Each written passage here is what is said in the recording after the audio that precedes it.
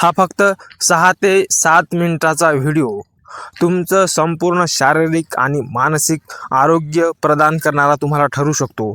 त्यामुळे प्रत्येक तरुणाने ज्याला आपल्यामध्ये शक्ती वाढावी, आपलं आयुष्य बदलावं, त्यांनी हा व्हिडिओ पूर्ण ऐका. तर बंधूंनो, मला भरपूर लोकांचे DM येतात, व्हॉट्सअपला मॅसेज येतात. मी त्यांची मदत करत असतो, माझी काउन्सिलिंग घेतात. त्या सर्वांचं एकच मत असते की मला आम्ही ज्या याच्यावरती करतो, सेक्शुअल हेल्थवरती काम करत आहे, की संभोगामध्ये इंटरेस्ट राहिलेला नाही आहे, अंगामध्ये शक्ती राहिलेली नाही आहे, शीघ्रपतन होत आहे, पत्नी संभोगास तयार होत नाही आहे, मला उत्साहसुद्धा येत नाही, कसं करावं ते कळत नाही आहे, कमीत कमी वेळामध्ये माझं शीघ्रपतन होत आहे. अशा विविध प्रकारच्या समस्या घेऊन मुलं माझ्याकडे येतात. बऱ्याच लोकांचं असं मत असते मुलांचं की अभ्यासामध्ये मन लागत नाही, सतत मनामध्ये कामुक विचार येत असतात, हस्तमैथून करण्याची इच्छा होत राहते, रात्री झोप येत नाही, खूप विचार परेशान करतात.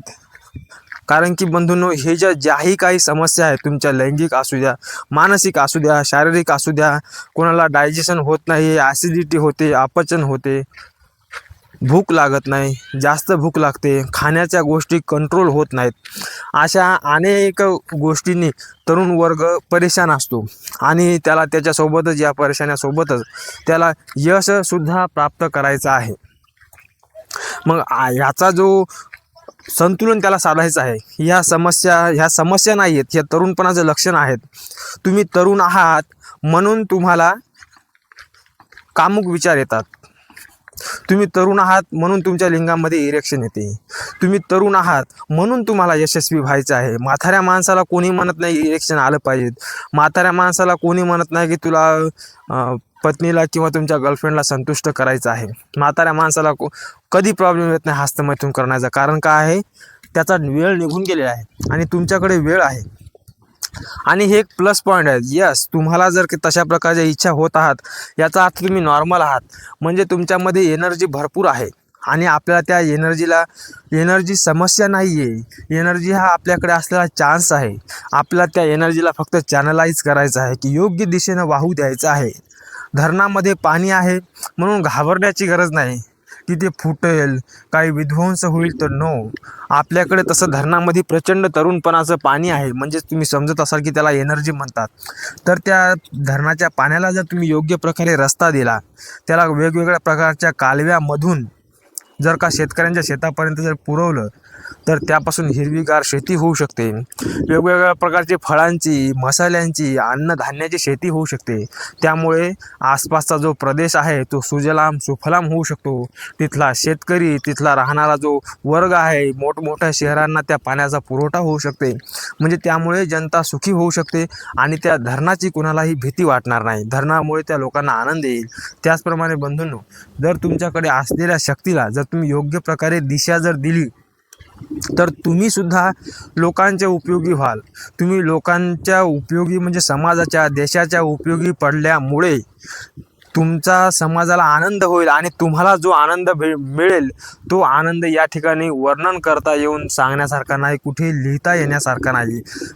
तुम्ही लोकांच्या मदतीला गेलात त्यासारखा दुसरा आनंद या जगामध्ये काही नाही.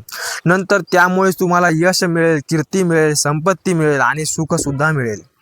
म्हणून, परंतु त्यासाठी तरुण हा निरोगी असला पाहिजे, तो मानसिकरित्या मजबूत असला पाहिजे, त्याचे कॉन्सेप्ट क्लिअर असले पाहिजेत, तेव्हा कुठे ह्या गोष्टी होऊ शकतात. मग त्या शक्तीला चॅनलाइज कसं करायचं, तर त्यासाठी तरुणानं आळसाचा त्याग करावा, तरुणाने व्यसनाचा त्याग करावा, तरुणाने डिस्ट्रॅक्शन जे आहेत, उदाहरणार्थ तुम्ही मोबाईलमध्ये डिस्ट्रॅक्ट झालेले आहात, तुम्ही एखाद्या गर्लफ्रेंडकडे डिस्ट्रॅक्ट झालेले आहात, तुम्हाला सतत वाटत असते की कामसुख, संभोग सुख हेच जगातलं सर्वोत्तम सर्वोत्कृष्ट सुख आहे, असे याच्यामुळं तुमची जी एनर्जी आहे ना, ती त्या दिशेने मल्टिपल दिशेने वाहत आहे.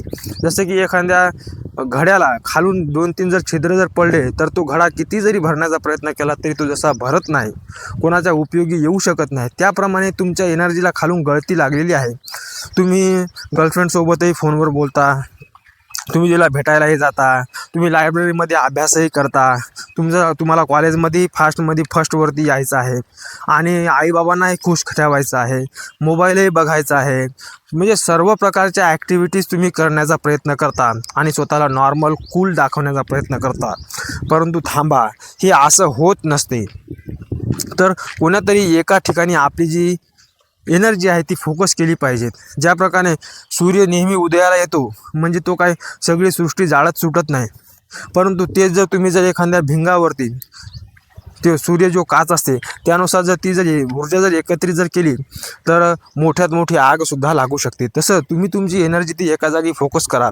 एवढं सगळं सांगण्याचा राजमार्गाचा उद्देश हाच होता. तुम्हाला जर तुमची एनर्जी फोकस करायची असेल तर तुम्ही शारीरिक एक्सरसाइज करायला सुरुवात करा. एक्सरसाइजसाठी तुम्हाला मोठी जिम लागत नाही, मोठी टीम लागत नाही, कसल्याही प्रकारचा मोठा तामझाम लागत नाही. हे मी माझ्यावरून उदाहरण देत आहे. मी जे करत आहे त्याला म्हणतात हनुमान दंड. हनुमान दंड करण्यासाठी मला जिमची गरज नाही किंवा एखादा मला ग्रुप असला पाहिजेत मोटिवेशन देण्यासाठी, त्यांची गरज नाही. मी एकटा ठरवलेला आहे की मी 100 दिवसापर्यंत दररोज 100 हनुमान दंड करणार आहे. आता ज्यानं कोण हा व्हिडिओ पूर्ण बघितला असेल त्यांनी कमेंटमध्ये सांगा की मी याच्यामध्ये किती हनुमान दंड घातलेले आहेत. हे बघा, हनुमान दंड एकदम साधी सिंपल प्रोसेस आहे, नो काही तामझाम. बस साधं सिंपल आपल्याला कमीत कमी कपडे घालायचे, मोकळ्या हवेमध्ये तुमच्या रूममध्ये, छतावरती, पार्कमध्ये कुठेही तुम्ही हनुमान दंड जर केले ना तर तुमचं शारीरिक आरोग्य चांगलं राहील, तुमचं डायजेशन चांगलं राहतील, तुमची पेल्विक मजबूत होतील. जर तुम्ही लग्न झालेले असाल, व्यवस्थित तुम्हाला संभोग शक्ती राहिली नसेल तर ती सुद्धा येईल.